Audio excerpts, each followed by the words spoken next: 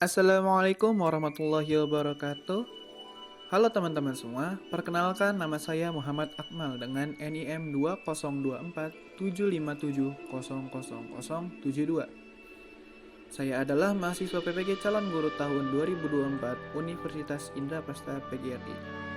Pada kesempatan kali ini, saya akan sharing sekaligus analisis dan refleksi tentang asesmen pembelajaran pada saat observasi di SMA Negeri 9 Depok, lebih tepatnya pada di kelas 11.5. Baik teman-teman, untuk mempersingkat waktu, mari kita masuk ke pembahasan yang pertama, yaitu asesmen yang saya terapkan pada PPL 1 di kelas 11.5. Sekedar informasi, kelas 11.5 di SMA Negeri 9 Depok adalah kelas yang berisikan peserta didik dengan minat bisnis. Dengan beberapa kegiatan asesmen yang telah saya terapkan dalam PPL 1, di sini saya akan membahas mengenai asesmen formatif dan sumatif yang telah saya buat dan saya terapkan di SMA Negeri 9 Depok. Yang pertama, terkait kesesuaian asesmen terhadap perkembangan peserta didik. Menurut saya, beberapa hal dalam asesmen formatif dan sumatif yang saya terapkan sudah cukup sesuai dengan tahapan perkembangan peserta didik, namun belum sepenuhnya. Soal yang saya buat berbasis kontekstual, di mana soal-soal tersebut cukup relevan karena adanya upaya untuk mengaitkan asesmen dengan kejadian nyata peserta didik dalam kehidupan sehari-hari. Selanjutnya, soal-soal juga mencakup tingkatan kognitif yang beragam dari mulai C2 sampai tingkatan yang lebih tinggi. Saya merasa bahwa dengan berbedanya tingkatan kognitif di tiap soal akan mendukung tahapan perkembangan peserta didik. Ya, berikut adalah contoh soal asesmen formatif dan asesmen sumatif yang sudah saya buat dan sudah saya terapkan di SMA Negeri 9 Depok di kelas 11.5. Selanjutnya yaitu kesesuaian asesmen terhadap aspek lingkungan budaya. Menurut saya, pada asesmen formatif yang saya buat di pertanyaan nomor 1 sudah sesuai dengan lingkup budaya dan kegiatan sehari-hari. Namun, pada asesmen sumatif di pertanyaan seperti nomor 2 pada dua tipe soal yang sudah saya susun, sudah paling mendekati dengan aspek lingkungan budaya atau kontekstual. Selain nomor 2, soal-soal yang saya buat masih bersifat abstrak dan kurang relevan dengan aspek lingkup budaya. Maka dari itu, solusi untuk memperbaiki kekurangan ini perlunya riset tambahan dan eksplor lebih lanjut dari saya terkait soal-soal dengan aspek lingkup budaya agar peserta didik merasa relevan saat mengerjakan soal tersebut. Selanjutnya, yaitu kesesuaian asesmen terhadap kemampuan peserta didik. Menurut saya, pembuatan soalnya sudah sesuai dengan kemampuan peserta didik seperti pada soal nomor 1, 3, 5, dan 6 pada asesmen sumatif. Untuk soal lainnya adalah soal variasi dengan tingkat kognitif yang lebih tinggi. Hal ini juga sesuai dengan tahapan fase perkembangan pada kurikulum Merdeka. Solusinya adalah dengan lebih mengenal peserta didik dan mempersiapkan lebih matang proses kegiatan pembelajaran sampai asesmen secara runtun. Oke teman-teman, selanjutnya kita akan masuk ke soal nomor 1 bagian kedua, yaitu terkait bagaimana asesmen tersebut dapat memberi ruang bagi peserta didik untuk memberikan umpan balik atas proses pembelajaran. Menurut saya, asesmen formatif yang saya buat memuat kolom kesimpulan. Dalam kolom kesimpulan ini, tidak harus yang berkaitan dengan materi atau soal yang dikerjakan, namun dapat diisi dengan apa yang dirasakan selama mengerjakan asesmen formatif seperti pengalaman belajar atau hal apa yang didapat dari mengerjakan asesmen tersebut. Selain itu juga, karena dalam bentuk LKPD berkelompok, setelah selesai mengerjakannya, setiap perwakilan kelompok akan maju ke depan kelas untuk menjelaskan bagaimana cara mereka menyelesaikan soal tersebut.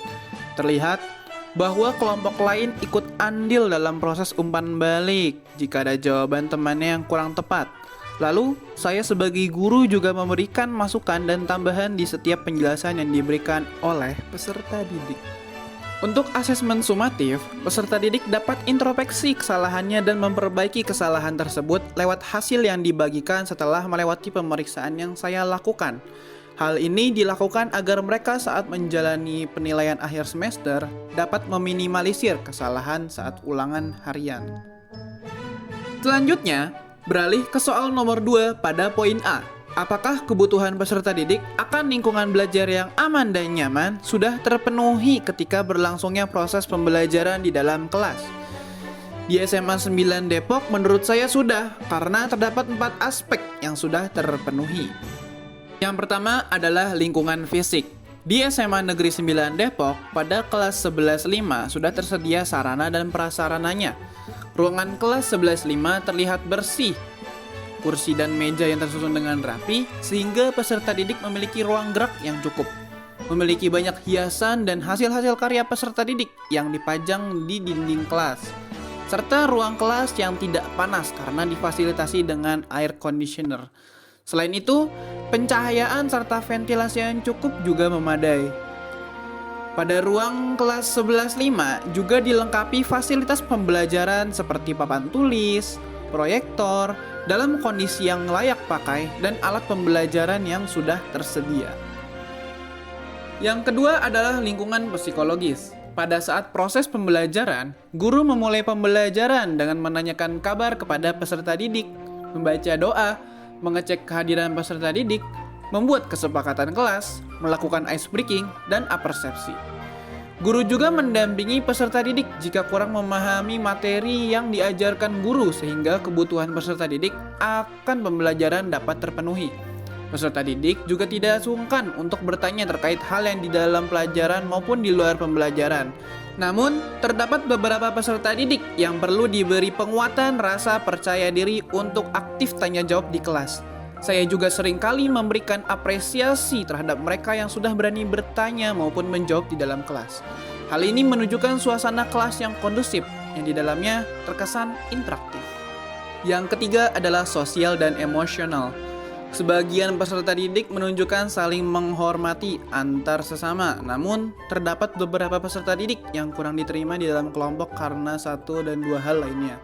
Hal ini perlu dampingan dari guru untuk mengingatkan peserta didiknya untuk tidak membeda-bedakan siapapun. Yang terakhir adalah metode pembelajaran.